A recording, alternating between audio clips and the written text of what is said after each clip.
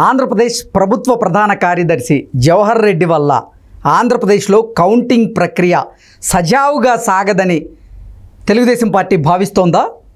అందుకే జవహర్ రెడ్డి మీద కొత్త అస్త్రాన్ని ప్రయోగించేందుకు తెలుగుదేశం పార్టీ సిద్ధమైందా అంటే అవుననే సమాధానం ఇస్తున్నారు కొంతమంది రాజకీయ విశ్లేషకులు. ఈ నేపథ్యంలో ఈ అంశం మీద విశ్లేషణ అందించేందుకు ప్రస్తుతం మనతో పాటు ఉన్నారు ప్రముఖ సీనియర్ జర్నలిస్ట్ దుర్గా కుమార్ గారు. సార్తో మాట్లాడదాం. సార్ నమస్తే. సార్ నమస్కారం. కృష్ణ గారు, మన వీక్షకులు కూడా నమస్కారం.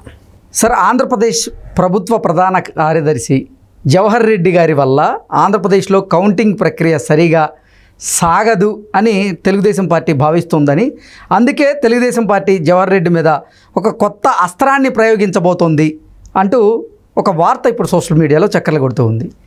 ఏంటి సార్, నిజంగా తెలుగుదేశం పార్టీ జవహర్ రెడ్డి మీద అస్త్రాన్ని ప్రయోగించేందుకు సిద్ధమైందా? ఒకవేళ సిద్ధమైతే ఆ అస్త్రం ఏంటి అంటే ఏం చెప్తారు? ఇప్పుడు ఈ ఎన్నికల నోటిఫికేషన్ రాకముందు నుంచి కూడా ఈ డీజీపీ అండ్ చీఫ్ సెక్రటరీస్ ఇద్దరిని మార్చమని తెలుగుదేశం కూటమి నాయకులు డిమాండ్ చేస్తున్నారండి. అందుకు వాళ్ళు చూపిస్తున్న కారణాలు కూడా వీళ్ళు ప్రభుత్వంతో మమేకమై పనిచేస్తున్నారు. తర్వాత కేంద్ర ఎన్నికల సంఘం తర్వాత సందర్భంలో, అది ఇప్పుడు అక్కర్లేదులేండి, వీళ్ళు జగన్మోహన్ రెడ్డి ఆదేశాలను తూచా తప్పకుండా పాటిస్తున్నారు. అవి నిబంధనలకు వ్యతిరేకంగా ఉన్నా, చట్టబద్ధం కాకపోయినా కూడా వాళ్ళు కుమ్మక్కైపోయారు. ఇటువంటి అధికారుల నేతృత్వంలో ఎన్నికలు జరిగితే అవి నిష్పక్షపాతంగా జరగవు, అవి అధికార పక్షానికి అనుకూలంగా వీటిని నిర్వహిస్తున్నారనేది కంప్లైంట్. మార్చమని కూడా అడుగుతూ వచ్చారు. కానీ కొంతకాలం పాటు అది వాళ్ళు కూడా పట్టించుకోలే. కానీ కొంతకాలం తర్వాతకి రాజేంద్రనాథ్ రెడ్డి గారిని మార్చాల్సిన పరిస్థితి వచ్చింది. రాజేంద్రనాథ్ రెడ్డి గారినే కాదు, చాలా మంది ఐపీఎస్ ఆఫీసర్స్ని మార్చాల్సి వచ్చిన పరిస్థితి వచ్చింది. కలెక్టర్లను కూడా మార్చారు. మరీ ముఖ్యంగా రాజేంద్రనాథ్ రెడ్డిని ఎలక్షన్ ముందుకు మార్చారు.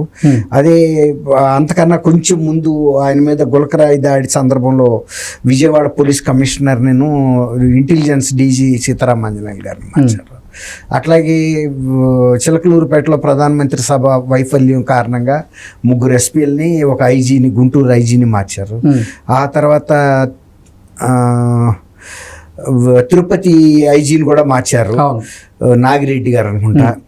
తర్వాత మళ్ళీ కూడా ఇంకొక 3 ఎస్పీలని మార్చారు.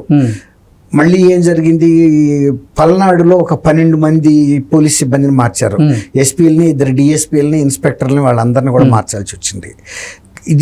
వీటన్నిటికీ కారణం జవహర్ రెడ్డి గారు కూడా ఇందులో పాత్రధారి అనేది మొదటి నుంచి తెలుగుదేశం కూటమి చెప్తా ఉంది. రెండోది ఏంటంటే, రాజకీయ హత్యలు విపరీతంగా జరిగినాయి. రాష్ట్రం జాతీయ స్థాయిలో కూడా ఆంధ్రప్రదేశ్లో జరిగినంత ఎన్నికల హింస ఏ రాష్ట్రంలో కూడా జరగల. రాష్ట్రం రామన్ కాష్టంగా మారింది. బాగా చెప్పారు. అది ఆంధ్రప్రదేశ్కి తలవంపులు అయిన విషయం. దానికి సిఎస్ కూడా బాధ్యత వహించాల్సిందే. అది లా అండ్ ఆర్డర్కి సంబంధించిన విషయం, నాకు సంబంధం లేదు అంటానికి లేదు. ఇది కూడా part and parcel of general administration. Law and order కూడా, డీజీ కూడా ఆయనకి సబార్డినేటే. వీటన్నిటినీ సమగ్రంగా ఉన్నప్పుడే ఒక పరిపాలన సజావుగా ఉందంటాం. కానీ శాంతి భద్రతలు బాగాలేదు కానీ జనరల్ అడ్మినిస్ట్రేషన్ బాగుందని ఎవరు చెప్పడం. శాంతి భద్రతలు కూడా టోటల్ సబ్జెక్టులోదే. కాబట్టి జవహర్ రెడ్డి గారు నాకు ఇది సంబంధం లేదు అని అనటానికి వీల్లేదు. జవహర్ రెడ్డి గారు వాటిని కూడా సునిశ్చితంగా గమనిస్తూ ఉండాలి. ఏ ప్రాంతంలో రాజకీయ ఉద్రిక్తలు రేగుతున్నాయి, దానికి కారణం ఎవరు, దానికి సంబంధించి ఎలాంటి ప్రికాషన్స్ తీసుకోవాలి. తర్వాత ఆయన డీజీకి అడ్వైజ్ చేయాలి, పలానా పరిస్థితి ఉంటుంది, మీరు అడిషనల్ ఫోర్సెస్కి రాయండి, పెట్టండి, డిప్లాయ్ చేయాలి, మీరు ఇవన్నీ కూడా చెప్తా ఉండాలి ఎప్పటికప్పుడు. కాబట్టి జవహర్ రెడ్డి గారి విషయంలో కేంద్ర ఎన్నికల సంఘం మరి ఎందుకో ఆయన విషయంలో చర్య తీసుకోవాలా. కానీ ఎన్నికలు సజావుగా జరిగినాయి అనే మాట వాళ్ళే చెప్పట్ల, వైఎస్ఆర్సీపీ వాళ్ళే ఎక్కువ కంప్లైంట్లు చేస్తున్నారు. అవును, రీపోలింగ్ కూడా వాళ్ళు డిమాండ్ చేస్తున్నారు. కాకపోతే హైకోర్టు కాగ్నిజెన్స్ తీసుకోలేదు, తోసిపుచ్చింది. ఎందుకంటే సరైన కారణాలు లేకుండా రీపోలింగ్ చేయరండి. రీపోలింగ్ చేయడానికి కొన్ని నామ్స్ ఉంటాయి ఎలక్షన్ కమిషన్ దగ్గర. ఆ నామ్స్ లో మీట్ అయితేనే చేస్తారు తప్ప ఎవరో ఒక అభ్యర్థి ఒక వ్యక్తితో చేస్తే చేయరు. అవి కోరిలేట్ అవ్వాలి వాస్తవ పరిస్థితులకి. కాబట్టి ఈ జవహర్ రెడ్డి గారికి సంబంధించి ఒక రకంగా వైఎస్ఆర్సీపీలో కూడా అసంతృప్తి ఉందేమో అనిపిస్తుంది. ఎందుకంటే వాళ్ళకి ఆశించినంత సహాయం అందించలేకపోయాడు అనేది వాళ్ళ దుగ్ధలాగా కనిపిస్తుంది. వాళ్ళు కొంచెం ఇంకా ఎక్కువ ఆశించారు ఈ నుంచి. ఆశించడానికి మిగిలిన నెట్వర్క్ అంతా కూడా డిస్టర్బ్ అయిపోయింది. కాబట్టి జవహర్ రెడ్డి గారు గతంలో వీళ్ళు ఊహించినంత చేయలేకపోవడంతో వాళ్ళే ముందు బాజా ఊతున్నారు ఎన్నికలు సక్రమంగా జరగలేదని. కానీ ఎన్నికలు సక్రమంగా జరగలేదని కాదు, కానీ హింస అయితే బాగా జరిగింది. అందుకు జవహర్ రెడ్డి గారు కూడా బాధ్యత వహించాల్సిందే. మరి ఆయన వైజాగ్ వెళ్ళాడు అంటున్నారు. ముఖ్యమంత్రి విదేశాల్లో ఉన్నప్పుడు అసలు రాష్ట్రంలో శాంతి భద్రతలు ఇంత ఘోరంగా ఉన్నప్పుడు ఆయన వైజాగ్ ఎందుకు వెళ్ళాడో మనకు అర్థం కాదు. వైజాగ్ కాదు కదా పీఠం, అధికార పీఠం, ఇంకా ఆయన మార్చాలి ఎగ్జిక్యూటివ్ క్యాపిటల్ లో వైజాగ్ కి. మరి ఆ మార్చడానికి భాగంగా నెక్స్ట్ మళ్ళీ జగన్మోహన్ రెడ్డి గారు వస్తాడు కాబట్టి అక్కడ ప్రమాణ స్వీకారానికి ఏర్పాట్లు చేయడానికి వెళ్ళాడా, లేకపోతే మళ్ళీ అక్కడ సచివాలయాలు ఇవన్నీ మారుస్తా ఉన్నారు కదా ఎగ్జిక్యూటివ్ క్యాపిటల్లో, వాటి ఏర్పాట్లని సమీక్షించడానికి వెళ్ళాడా మనకు తెలియట్లా.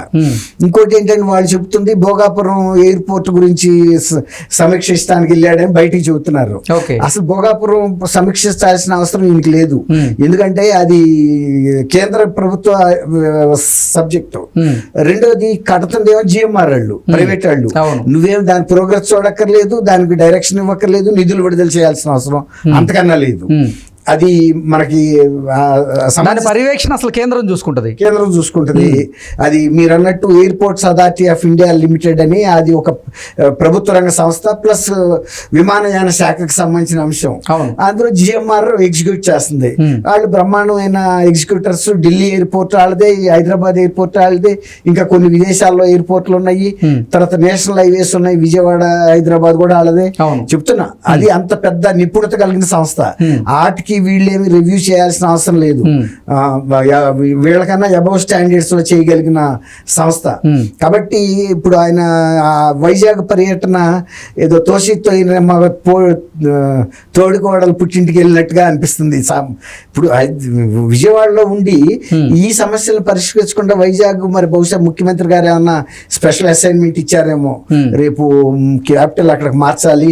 ఇప్పుడు మొన్న అది తవ్వి కట్టారు కదా ఋషికొండని, ఆ బిల్డింగ్లకు సంబంధించి ఇంకా ఏమన్నా బిల్డింగ్స్ చూడండి, మనం ఎగ్జిక్యూటివ్ క్యాపిటల్ మారుద్దాం రేపు నేను లండన్ నుంచి రాగానే కౌంటింగ్ అవగానే, ఒకవేళ వాళ్ళ ప్రభుత్వం వస్తుందని భ్రమంలో కానీ ఉండి మరి పంపారేమో, మనం చెప్పలేము. ఎందుకంటే ఇప్పుడు జవహర్ రెడ్డి గారు ఒకటి, జగన్మోహన్ రెడ్డి గారు ఒకటి కాదు, వాళ్ళిద్దరూ ఒకటే, ఆత్మ ఇద్దరిది ఒకటే. మనుషులు వేరు, శరీరాలు వేరు, కానీ ఆత్మ ఒకటే అంటారు. ఖచ్చితంగా ఒకటి. అందుకే ఒకే రకంగా ఉంటాయి. ఆయన చెప్పిన దాన్ని జవదాటడు, అవన్నీ ఉన్నాయి అండర్ కరెంట్లు అన్నీ. ఏంటి సార్ మరి, అంటే టీడీపీ డిమాండ్ మేరకు సిఎస్ గారి మీద వేటు పడే అవకాశం ఉందా అంటే ఏం చెప్తారు? ఇప్పుడు పడపోయినా రేపు ఈ ఎన్నికల్లో జరిగిన అక్రమాలకి సీఎస్ తప్పించుకోలేరండి. మొన్న పిన్నెల్లి రామకృష్ణారెడ్డి అది ఈవీఎం పగలగొట్టిన సంఘటనని మాఫీ చేయటంలో పై నుంచి కింద రాక అందరూ సహకరించారండి. హోమ్ గార్డ్ నుంచి చీఫ్ సెక్రటరీ, డీజీపీ రాకను. లేకపోతే అది బయటకు రాకుండా ఉండాల్సిన అంశం అండి. ఎంత పెద్ద సబ్జెక్టు. ఇప్పుడు అది ఒక్కసారి బయటకు వచ్చిన తర్వాత కేంద్ర ఎన్నికల సంఘం ఎంత సీరియస్ గా తీసుకుంది, దాన్ని అంత తొక్కిపెట్టి ఉంచాల్సిన అవసరం ఉంది. సీఎస్ గా ఆయన దృష్టికి వస్తుంది ఖచ్చితంగా. వచ్చినప్పుడు ఆయన కూడా లెటర్ రాయాలి డీజీతో పాటు. డీజీని కూడా రాయమని చెప్పాలి కదా కేంద్ర ఎన్నికల సంఘానికి, ఇట్లా జరిగింది, దాని మీద మీరు కూడా గైడెన్స్ ఇవ్వమని. ఎందుకంటే అది కేంద్ర ఎన్నికల సంఘ పరిధిలోకి వెళ్తుంది. ఈయనంతగా ఈయన తీసుకోలేడు. కానీ వాళ్ళ దృష్టికి తీసుకెళ్లే బాధ్యత అయితే మాత్రం జవహర్ రెడ్డి గారి మీద ఉంది యాజ్ ఏ చీఫ్ సెక్రటరీగా. ఆయన గమ్మున ఉన్నాడంటే రేపు దాని మీద మూల్యం చెల్లించుకోవాల్సి వస్తుంది. కేంద్ర ఎన్నికల సంఘం అందరి మీద చర్య తీసుకుంటుంది. రాష్ట్ర ఎన్నికల ప్రధానాధికారి నుంచి డీజీపీ రాక ఎస్పీ అందరినీ, local police, revenue. Okay sir, thank you so much. Thank you Krishna గారు. మన వీక్షకులు కూడా నమస్కారం.